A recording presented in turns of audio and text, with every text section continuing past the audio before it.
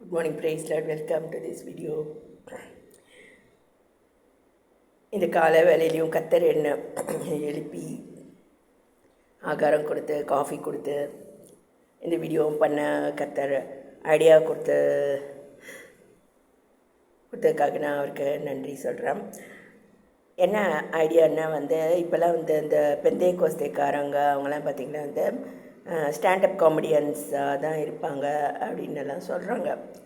அதில் comedy of the century அப்படின்னு நான் ஒரு இம்பார்ட்டண்ட் லெசன் என்னுடைய மென்டார் பாஸ்டர் சவுந்தரராஜன் அவர்கிட்ட நான் கற்றுக்கிட்டது. அவர் மறிச்சிட்டார், அதனால் அவர் என்னோடய லவ்வர் கிடையாது.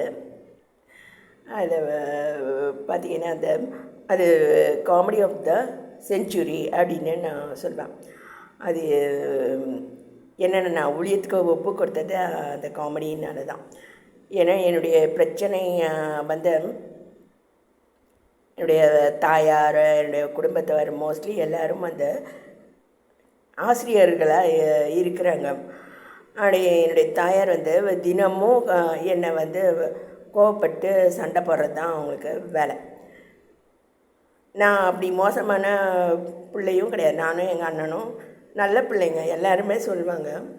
ஆனாலும் நாங்கள் முழங்கால நிற்கணும், அடி வாங்கணும், திட்டு வாங்கணும், நடக்க வச்சு எங்கள் காலை உடைக்கணும், எழுத வச்சு கையை உடைக்கணுன்ற மாதிரி அப்படி ஒரு கொடூரமான ட்ரீட்மெண்ட் எங்களுக்கு கிடச்சிட்டு இருந்தது. இது ஏன்னு சொல்லிட்டு தான் அந்த காரணத்தை தான் என்னுடைய mentor comedy of the century அப்படின்னு எளிய முறையில் அவர் எனக்கு சொல்லி கொடுத்தாரு. அது என்னென்னா நான் இப்போ மறுபடி பிறந்த அனுபவத்தில் இருக்கேன்னா தினந்தோறும் என்னென்னா பரிசோதித்து ஜெபிப்பேன். ஆண்டவரே, நான் உம்மோட பழைய சம்பந்தத்துலேயே நான் இருக்கேனா சொல்லிட்டு கேட்கணுமா. அது அந்த ஸ்ட்ரீம்ஸ் இந்த டெசர்ட் அப்படி சொல்லிட்டு ஒரு புக்கில் நான் படித்தேன்.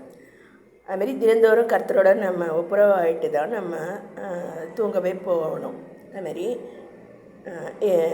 தான் மறுபடி பிறந்த அல்லது பிஏ அந்த அனுபவம். ஸோ அதில் இவங்க இந்த மாதிரி அடிக்கிறதுக்கோ சிக்ஷிக்கிறதுக்கோ உள்ள பாவங்கள் நம்ம செய்ய மாட்டோம். ஆனாலும் பார்த்திங்கன்னா அவங்க சொல்லிட்டே தான் இருக்கிறாங்க. இது மிகுந்த மன உளைச்சல், வீட்டை விட்டே ஓடி போகக்கூடிய அளவுக்கு சில்ட்ரனுக்கு இப்போல்லாம் இருக்குது. மேத்ஸில் மார்க் வாங்கலைன்னா மாட்டை அடிக்கிற மாதிரி ஒருத்தன் அடித்தானோ, அந்த பையன் வீட்டை விட்டு ஓடிடுச்சான், திரும்ப வரவே இல்லையாம். அது போல் இப்போல்லாம் சிக்ஷைகள் பேரண்ட்ஸு கொடுக்கறது பலமாக இருக்குது.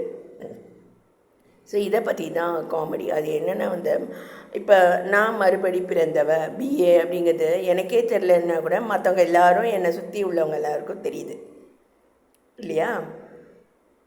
ஆனால் மற்றவங்க எல்லோரும் டீச்சர்ஸ் அப்படின்ட்டு அவர் அதை தான் சொல்லி கொடுத்தார். நீங்கள் யாரை வேணால் பாருங்கள், நீங்கள் கல்லூரியில் உங்கள் அருகில் இருக்கக்கூடிய நண்பர் நண்பியை கூட நீங்கள் பாருங்கள், அவங்களும் ஆசிரியராக தான் இருப்பாங்க. உங்களை ஸ்டூடெண்ட்டாக நினைப்பாங்க.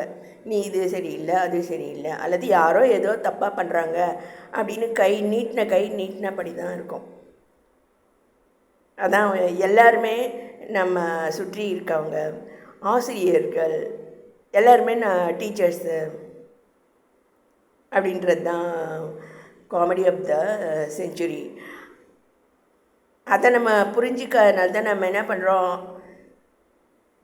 இந்த சத்தியம் நமக்கு புரியாததுனால தான் நம்ம வீணான அவங்களுக்கு பதில் சொல்கிறதோ அல்லது அவங்கள கரை வச்சு வேலை காட்டுறோம் பாரு அப்படிலாம் நினைக்கிறது, ஏதோ பழிவாங்க நினைக்கிறது, அப்படியெல்லாம் இந்த பேசிக் தெரியாதனால தான் நம்ம இருக்கிறோம்.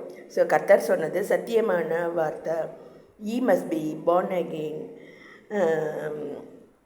அப்புறம் நீங்கள் சிக்காகாமல், அதாவது திரும்ப பாவத்தில் விழாமல் தொடர்ந்து வளரக்கூடிய ஆவிக்குரிய ஆகாரங்கள் உங்களுக்கு கர்த்தர் தருவார். கர்த்தர் உங்களை மறுபடி பிறப்பிச்சிருந்தால் கண்டிப்பாக கர்த்தர் உங்களுக்கு தருவார். இருதயத்தில் சுத்தமுள்ளவன் அவரை தரிசிக்க முடியும்.